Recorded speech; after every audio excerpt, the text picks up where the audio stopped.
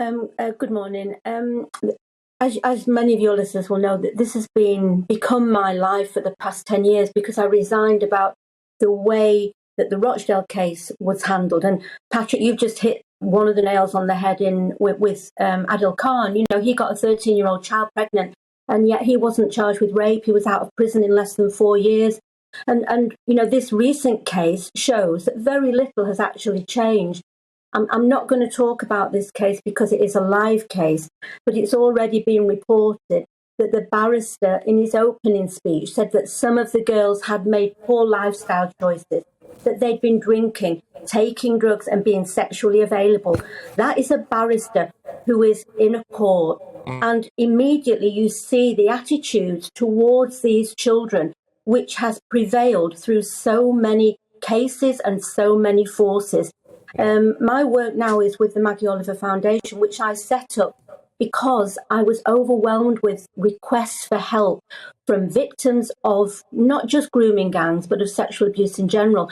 And in the last 3 months alone, the foundation has found that 60% of those survivors who have contacted us have been threatened with arrest. They've been actually arrested. They've been threatened with being sectioned. They've been blamed for their own abuse. We've got an 11-year-old and a 13-year-old now who were approached, groomed, threatened, coerced by a gang of men. The police turned up, and the opening comments to those children with their parents there was, "You do know that you have committed criminal offences by sending these photographs online." That is the problem. The abuse is kind of being weaponized, and it means that victims are frightened to speak out. The reality is that we need to get a grip of this in this country. I mean, Priti Patel has now said that police forces are going to record the ethnicity of the. I had a meeting with Priti Patel over a year ago in which we said this wasn't happening. But at the foundation now, we are collecting our own data, our own material. And my opinion is that without knowledge, you cannot take action. And we need the evidence and the statistics in order to address the problem. Yeah. Maggie, is political correctness getting in the way here at all, do we think?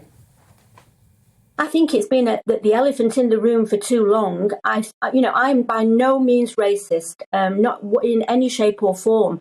Whether it's Jimmy Savile or whether it's, Harvey Weinstein or Jeffrey Epstein, I don't care. A man who abuses and rapes a child is a paedophile, and they need to be addressed.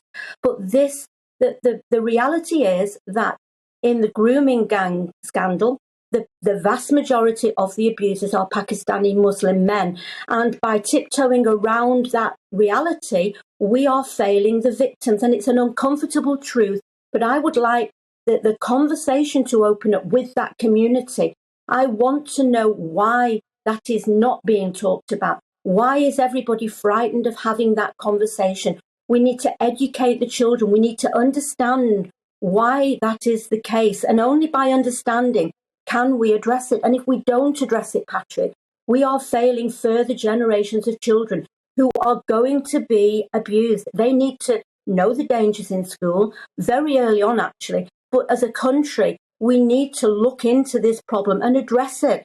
And I would like the community itself to be leading that debate. I would like that conversation to be opened up widely and understand what it is that makes this continue to be a problem in our country. And just continuing on with that point in terms of what we do to actually resolve this, what can we do? You mentioned, the community leading, but in terms of just as a society, what practically can we do? Because as you mentioned, this seems to be something even on an institutional level, failings going on. Well, I would say for any victims who are struggling to be heard or families, come to the foundation, come to the Maggie Oliver Foundation. We will advocate for you. We are gathering the evidence, and with evidence comes more influence, more power and more pressure to change. But I also believe that the criminal justice system itself is broken. When you have a barrister blaming children, he is confirming the bias in the system. I think we need expert witnesses in court for every single case that involves abuse, grooming gangs particularly, to explain the trauma that victims go through. That isn't the case. These victims stand in court all on their own with nobody to fight their corner.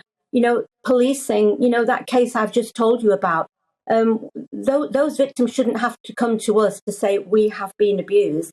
The police should be going in there and taking a grip of it. And we are actually making inroads with several police forces now, asking them to change their processes. So there's a long way to go.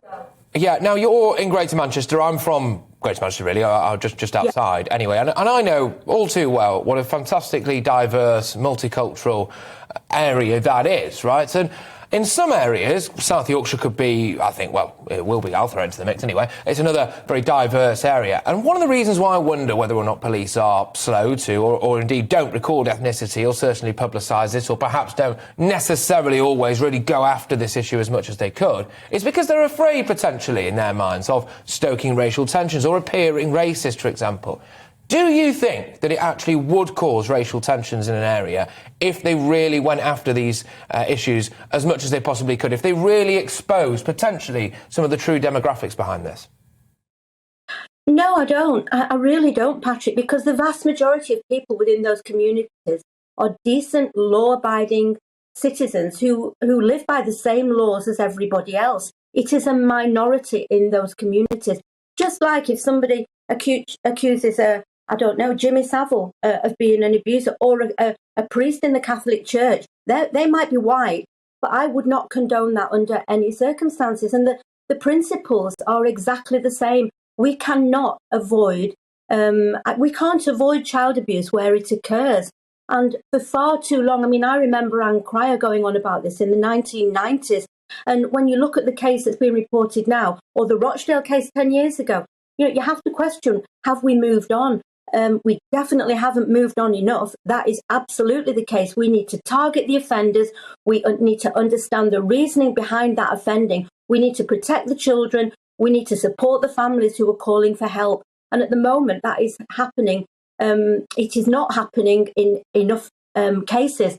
And that is where we need to be focusing our attention and not be frightened of political correctness, because without addressing those facts, we are failing children, and we're allowing this abuse to continue for further generations, and it destroys lives, Patrick. These children often never recover. They come to the foundation for further support maybe 20, 30 years later, because their lives have been destroyed by them blaming themselves because they feel that the authorities have blamed them as well. It needs to be got a grip of and addressed.